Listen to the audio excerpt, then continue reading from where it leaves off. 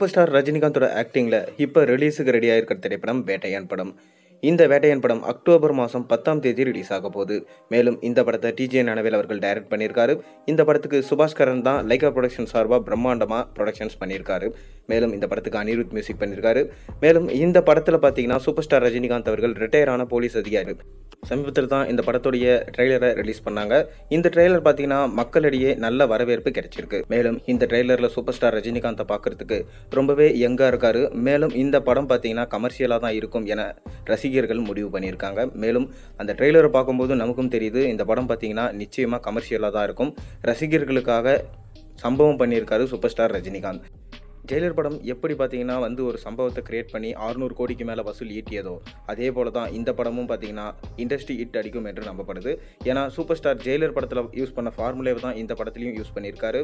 அதாவது அமிதாப் பச்சன், ஃபகத் ஃபாசில், ராணா ரகுபதி, மஞ்சு வாரியர், துஷாரா விஜயன், ரித்திகா சிங் போன்றோர் இந்த படத்தில் நடிச்சிருக்காங்க. அதை தொடர்ந்து பார்த்தீங்கன்னா சூப்பர் ஸ்டார் ரஜினிகாந்த் அடுத்தது கூலி படத்தில் நடிச்சிட்டு வராரு. இந்த கூலி படத்தை லோகேஷ் கனகராஜ் டைரக்ட் பண்ணிட்டு இருக்காரு. இந்த படத்துக்கும் அனிருத்தா மியூசிக் பண்ணுறாரு. சன் பிக்சர்ஸ் பிரம்மாண்டமாக இந்த படத்தை ப்ரொடக்ஷன்ஸ் பண்ணுறாங்க. அடுத்த வருஷம் இந்த படத்தை நம்ம எதிர்பார்க்கலாம். அதை தொடர்ச்சியாக பார்த்தீங்கன்னா மாரி செல்வராஜ் இல்லை நெல்சனோட இயக்கத்தில் ஜெயிலர் 2 படத்தில் நடிப்பார் என்று எதிர்பார்க்கப்பட்டது.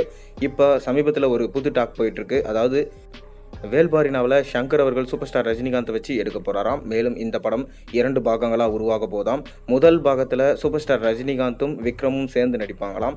2ஆம் பாகத்தில் சூப்பர் ஸ்டார் இல்லாமல் விக்ரமும் சூர்யாவும் சேர்ந்து நடிப்பாங்க அப்படின்ற மாதிரி தகவல் இப்போ ஒரு அரசல் புரசலாக கோலிவுட் பக்கம் போயிட்டுருக்கு. அதாவது ஒரு பக்கம் என்ன சொல்கிறாங்கன்னா இந்த கதைக்கு விஜய் அவர்கள் நடித்தா நல்லாயிருக்கும். மேலும் அப்படி இல்லைனா பார்த்தீங்கன்னா விக்ரம் சூர்யா நடித்தா நல்லாயிருக்கும் சொல்லப்படுது. ஆனால் நம்ம சங்கரோட சாய்ஸ் என்னவாக இருக்குன்னா நம்ம ரஜினிகாந்த் சார் தான். எப்போவுமே சூப்பர் ஸ்டார் ரஜினிகாந்த் தான் முதல் சாய்ஸாக நம்ம சங்கர் அவர்கள் வச்சுருப்பார். அவர் ரிஜெக்ட் பண்ணால் தான் பார்த்தீங்கன்னா அடுத்து வேற ஒருத்தவங்களுக்கு போகும்.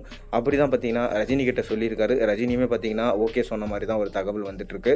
முதல் பாகத்தில் ரஜினி நடிக்கிறாரு. 2ஆம் பாகத்தில் தான் பார்த்தீங்கன்னா சூர்யா அவர்கள் நடிக்க போகிறாராம்.